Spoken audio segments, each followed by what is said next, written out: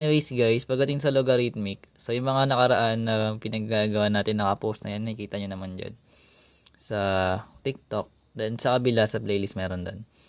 Anyways, kung meron tayong derivatives na gagawin ngayon for logarithmic function. So ngayon, yung given is f of x equals ln 5x. So ang formula for this, meron tayong d over dx ng, let's say, ln u. Bali, ang gagawin mo lang is magkakaroon ka ng u prime over u. Kasi equal lang naman to guys sa 1 over u times u prime.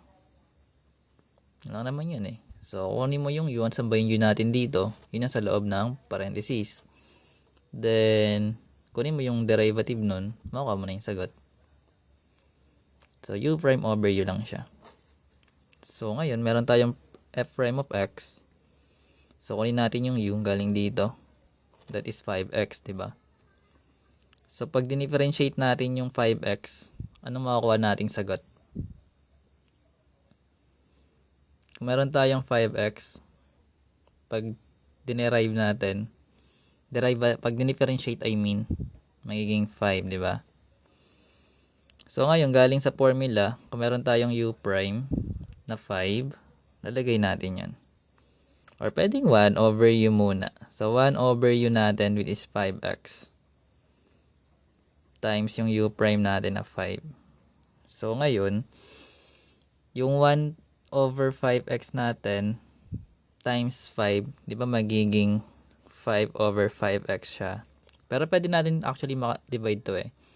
And yung matitira na lang is 1 over x. So, ito yung magiging sagot natin.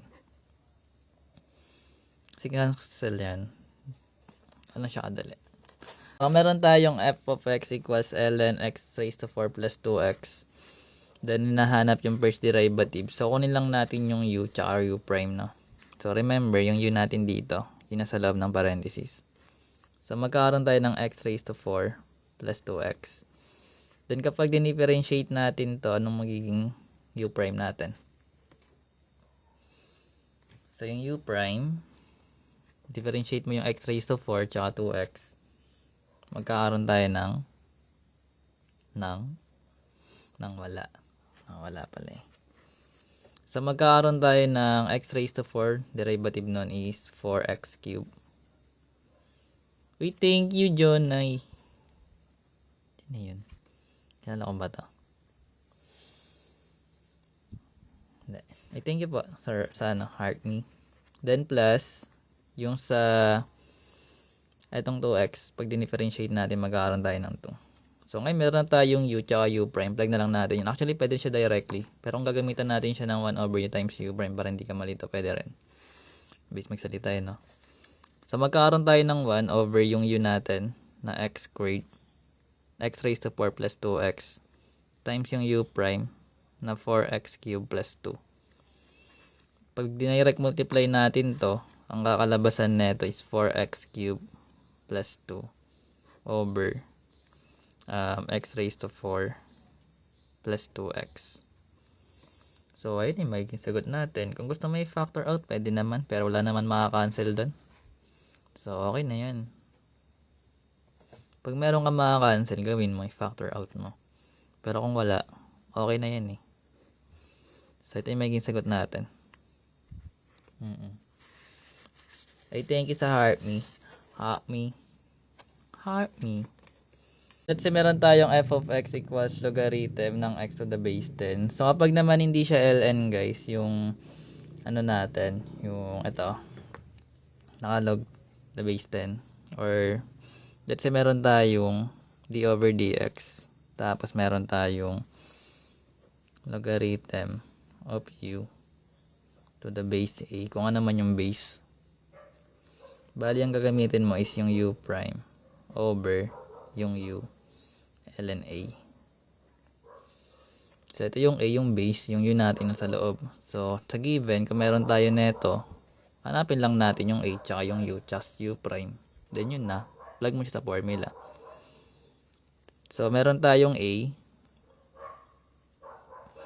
Meron tayong a natin yung base, which is 10.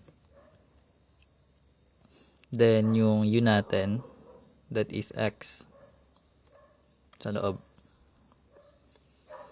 And kung magkakaroon tayo ng u prime, ano ba yung derivative ng x? That is 1, di ba?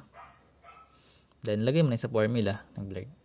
So, yung u prime natin, that is 1 over yung u natin is x. Then, magkakaroon tayo ng ln. Tapos yung a natin. So, ito na yung magiging sagot.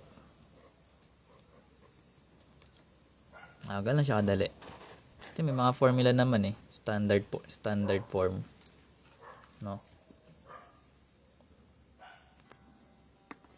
Natural log. Base E yan. So, pag naman meron tayong ln ng cosine x, so basically, may kasama na siyang trigo, diba? Kasi yung cosine. So, sabi natin last time, kapag meron tayong trig, lalo kapag sine cosine lang, pwede tayong gumamit ng sin x, cosine x, negative sin x, tsaka negative cosine x.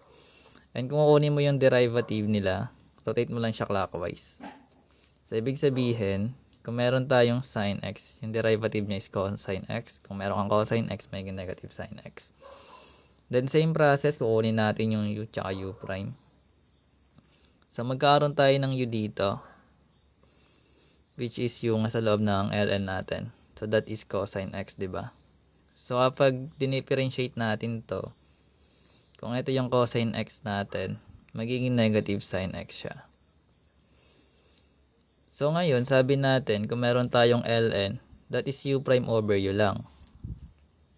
So, ibig sabihin, yung u prime natin, that is negative sin x. Then, yung u natin is cosine x.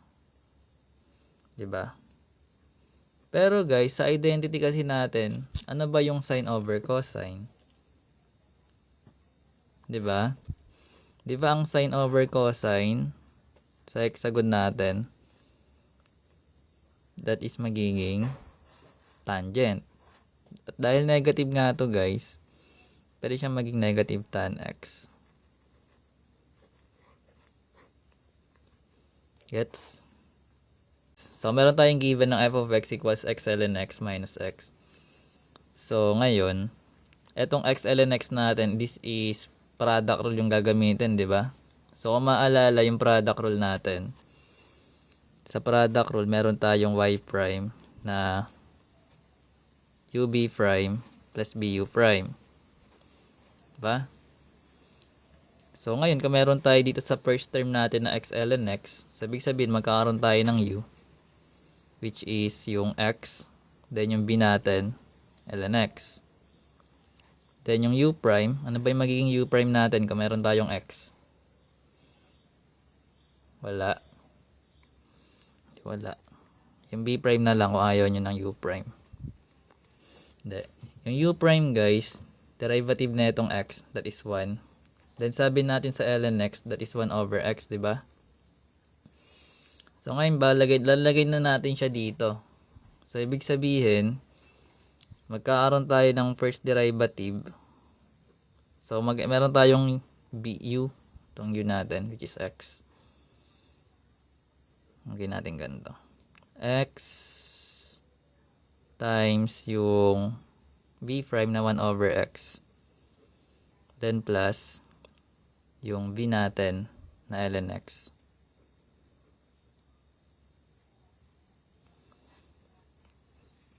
Times yung u prime na 1. Then minus. Eto guys, i-differentiate din natin to. Kung meron tayong x, edi 1 yun, diba? So, lagyan natin yung 1. So, simplify lang. So, kung meron tayong x times 1 over x, anong magiging sagot dito? Kapag sinimplify, kung meron kang 1 over x times x, or x times 1 over x. Wala. So, that is magiging 1. Cancel na kasi yun. Numerator, denominator. Then, kung meron kang ln x times 1, that is magiging ln x. Then, meron tayong minus 1. So, combining like terms, meron tayong 1 minus 1. So, makakancel lang yun. So, ibig sabihin yung magiging sagot natin dito is ay ln x. Yan. Oh, 'di ba na-apply na natin yung mga rules? Gets?